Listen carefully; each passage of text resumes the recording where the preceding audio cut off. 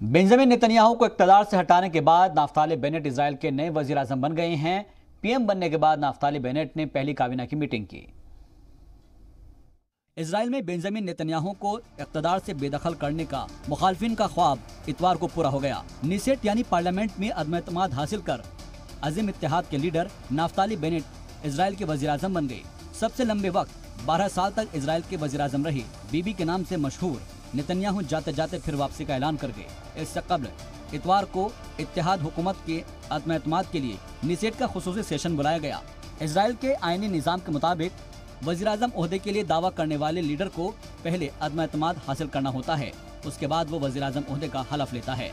नए वज़ीर आज़म बेनेट के साथ सरकार में वामपंथी दलों, मध्यमार्गी दल और अरब पार्टी भी साझेदार है। बेनेट ने यायर लैपिड के साथ मिलकर इत्तेहाद तैयार किया है। लैपिड नई सरकार में वज़ीर खारजा होंगे। करीब 4 घंटे के खुसूसी सत्र की इस शुरुआत में बेनेट ने नेतन्याहू को वज़ीर आज़म के तौर पर किए गए कामों के लिए शुक्रिया अदा किया। ब्यूरो रिपोर्ट, जी मीडिया।